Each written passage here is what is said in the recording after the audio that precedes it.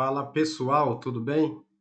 Então a gente vai aqui gravar a segunda parte, né, da aula referente aos métodos de cálculo de volume de terraplanagem, onde a gente agora, depois de ter entendido o método dos volumes, né, a gente vai aplicar uma metodologia um pouquinho mais direta, também conhecida como método dos pesos. E a gente vai fazer a aplicação, até para fins comparativos, utilizando o mesmo exemplo que nós praticamos no caso do método dos volumes. Então, novamente, a gente tem, né, um terreno onde cada lado aqui desse quadrado vai ter 40 metros e para cada ponto de interesse, né, pontos laterais e médios, a gente tem a cota, né, referente a cada um desses pontos. Lógico, se o quadrado tem 40 metros, a gente tem um comprimento de 120 metros e uma largura do terreno equivalente a 80 metros. Perfeito? E aí, qual é a diferença básica, né? No caso do cálculo do volume, ou melhor, da altura média, em função dos volumes, a gente precisaria fazer alguns cálculos inerentes às áreas, né? Que a gente teria para cada um dos perfis quando a gente representa esse terreno, né, através de perfis longitudinais. No caso do método dos pesos, a gente não precisa fazer essa representação gráfica. Basicamente, ele vai ponderar em função da área de influência de cada um dos pontos. E aí, todos os pontos que estão localizados na parte que tem a menor área de influência vão automaticamente receber o que a gente chama de peso 1, né? No nosso exemplo, esses pesos seriam associados aos seguintes pontos. Ó, ponto A, ponto D, ponto 3 e esse último ponto aqui localizado na extremidade inferior aqui da figura, né? Percebo que a área de influência desse ponto nada mais é do que um quarto, né, da área de influência referente ao quadrado, né? Então, se eu tenho um quadrado 40 por 40, a área de influência dele vai ser 20 por 20. Isso sempre vai ocorrer nos pontos localizados nas extremidades do terreno, né? Então, é uma questão exclusiva, né, dessa quadrícula, que nesse caso aqui vai ser 20 por 20. Além do peso 1, a gente tem aqueles pontos com cota conhecida que vão apresentar um peso 2, né? E eles são esses pontos indicados aqui na sequência, ó. São os pontos na periferia que não necessariamente são pontos extremos, ó. Como exemplo, a gente tem o ponto B, o ponto C, esse ponto 2, os dois pontos mais abaixo e o ponto aqui da extremidade média direita, né? Percebo que a área de influência desses pontos é a mesma, ó. Seria o quê? 20 por 40, né? 20 aqui, ó, para chegar na metade, aí sobe 20, sobe mais 20, 40 e volta aqui para fechar a sua área de influência, né? Automaticamente ele representa o peso 2. E por fim, a gente tem o peso 4, tá? Não tem peso 3 porque a distribuição ela é retangular, tá? Mas a gente tem o peso 4. Quais seriam os pontos que são inerentes ao peso 4? Basicamente o que sobrou, né? Que são os pontos centrais. Esses pontos, a área de influência deles é um quadrado, né? 40 por 40, ó. 20 para cada lado na horizontal e 20 para cada lado na vertical. Assim você chega exatamente naqueles pontos que têm maior contribuição, né? Com relação ao processo de método dos pesos que a gente irá aplicar. Então, perceba que o peso deles é 2 vezes peso 2, né? E 4 vezes aqueles pontos referentes ao peso 1. Então, tem uma espécie de hierarquização, né, da influência de cada cota em função da sua localização inerente ao terreno, né? E para fazer o cálculo da altura média, basicamente você vai fazer o quê? A soma das cotas ponderadas, ou seja, a cota vezes seu respectivo peso, né? Pela somatória da quantidade de valores por peso. Aí você vai pegar a quantidade de pontos e vai aplicar em relação ao seu peso, né? 1, 2 ou 4. Para ficar mais claro a apresentação dessa metodologia, né, principalmente o cálculo da altura média, a gente vai tentar exemplificar de uma forma um pouquinho mais detalhada. Ó. Novamente, a equação apresentada, o mesmo terreno, né, com as cotas já conhecidas, e vamos lá. Ó. Primeiramente, vamos começar com aqueles que têm peso 1, ou seja, os pontos das extremidades. Aí a gente tem 58,5, seria essa primeira cota. 60,6, essa cota aqui da extremidade, ó, do ponto D. 55,2, a cota aqui embaixo. Ó. E por último, 59,7 seria a cota aqui do ponto 3. Percebo que são apenas 4 pontos que têm essa ponderação equivalente a 1, devido à sua pequena área de influência.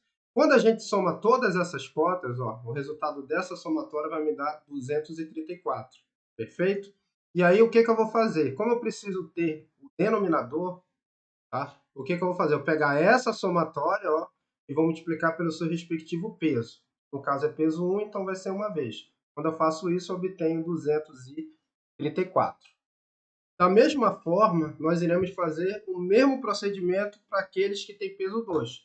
Claro que a quantidade de pontos é maior, né? Eu tenho 1, 2, 3, 4, 5, 6 pontos com essa característica. Então, vamos lá. Primeira cota, 59,2, 60,1, 59,2, 58,3, 57,2 e, por último, 56,6. Aí eu somo novamente todos esses valores de cota, né? Obtenho com essa somatória 350,6. E aí, como é peso 2, para eu poder ter o denominador da minha equação, eu vou multiplicar por 2, obtendo 701,2. E para finalizar, agora eu vou fazer aqueles, são apenas 2 pontos equivalentes à ponderação 4, que é apenas o ponto 60,5 e 59,4. Quando eu faço essa somatória, eu obtenho 119,9. Como eles têm influência 4, né, o peso deles é igual a 4, eu vou multiplicar por 4. Aí eu vou obter 479,6. E aí, basicamente, é aplicar essa equaçãozinha aqui de cima. Ó. Fazendo a aplicação da mesma, ó, já fazendo também aqui automaticamente o valor referente à quantidade de pontos, 4 pontos vezes o seu peso, ó, quantidade de pontos vezes seu peso, quantidade de pontos vezes seu peso, eu vou obter os valores de 4, 12 e 8, né, para poder aplicar aqui embaixo. E vamos à aplicação final da equação. Ó. Somatória das cotas ponderadas, ó, 234, equivalente aos pesos 1, 701,2, equivalentes ao peso 2, e 479,6, equivalente ao peso 4. E aí eu vou dividir pelas suas respectivas quantidades vezes o peso. Ó. Seria 4 vezes 1, 4, 6 vezes 2, 12, e claro, por final, 2 vezes 4, 8. Ou seja, é basicamente um cálculo de altura em função das suas médias ponderadas. Quando eu faço essa avaliação aqui, esse quociente, automaticamente eu obtenho o valor de 58,95, né? Que é exatamente o mesmo valor que a gente encontrou, né? Na avaliação utilizando o método dos volumes. Vou até voltar aqui para mostrar, ó, só para recapitular. Os valores encontrados por método do volume, ó, foi exatamente 8,95, só que eu somo com 50, né, já que eu considerei uma cota de partida, e vou obter os mesmos 58,95. Né? E percebo que a simplicidade dessa segunda metodologia é bem mais